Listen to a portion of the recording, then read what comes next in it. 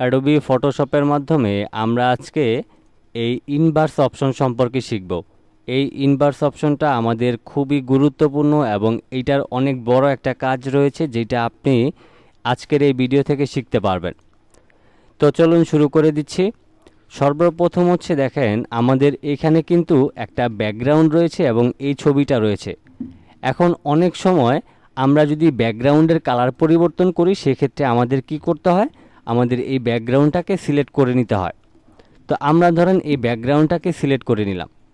এখন এই ব্যাকগ্রাউন্ডটা সিলেক্ট করার পর আপনার যদি মনে হয় যে না আমার এই ব্যাকগ্রাউন্ডটা সিলেক্ট করলে হবে না, আমার এই ছবির অংশটাকে সিলেক্ট করতে হবে, তো সেই ক্ষেত্রে আমরা তো একবার সিলেক্ট করে নিয়েছি।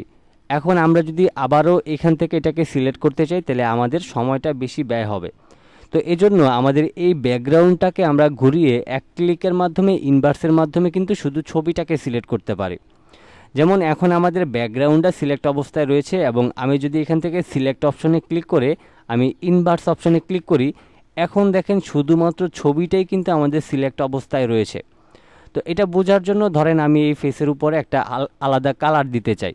তো আমি যদি কিবোর্ড থেকে কন্ট্রোল ব্যাক স্পেস প্রেস করি, দেখেন আমাদের এই সম্পূর্ণ ছবির অংশটাতে কিন্তু এই কালারটা অ্যাপ্লাই হয়ে গিয়েছে। তার মানে আমরা প্রথমে ব্যাকগ্রাউন্ডটাকে সিলেক্ট করেছিলাম, বাট এখান থেকে সিলেক্ট অপশন থেকে ইনভার্সে গিয়ে আমরা সেটার বিপরীত পাশে নিয়ে গিয়েছি। আমি এখন কন্ট্রোল জেড দিয়ে দেখেন এখন কিন্তু আমার ছবিটা সিলেক্ট অবস্থায় আছে।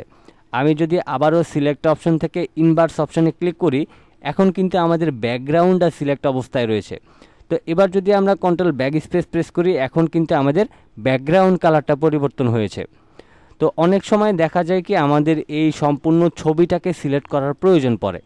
তো ছবিটাকে যদি সিলেক্ট করার প্রয়োজন পড়ে, ছবিগুলি আমাদের সিলেক্ট করতে একটু বেশি পরিশ্রম হয়ে যায়।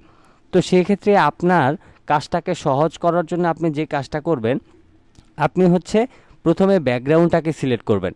ব্যাকগ্রাউন্ডটাকে সিলেক্ট করার পর আপনি এখান থেকে সিলেক্ট অপশন থেকে যদি ইনভার্স করে দেন, তাইলে আপনার ছবিটা সিলেক্ট হয়ে যাবে। তাইলে আপনি সহজে ছবিটাকে কিন্তু সিলেক্ট করে নিতে পারবেন। তো এছাড়াও কিন্তু এই যে এখানে যে ইনভার্স অপশনটা রয়েছে, এটার আরও অনেক বেশি কাজ রয়েছে যেগুলি আসলে প্র্যাকটিক্যালি কাজের ক্ষেত্রে না গেলে সেগুলিকে বোঝানো সম্ভব না। তো মূলত ইনভার্সের যতটুকু আজকে বোঝানো প্রয়োজন ততটুকুই বুঝিয়ে দিলাম। পরবর্তী আমরা যখন ইনভার্সের কোনো কাজ করব তখন এমনিতেই এই ইনভার্স সম্পর্কে আপনারা নিজে থেকেই জানতে পারবেন। আজকের মতো এই পর্যন্তই ছিল। সবাই ভালো থাকবেন, সুস্থ থাকবেন। আল্লাহ হাফেজ।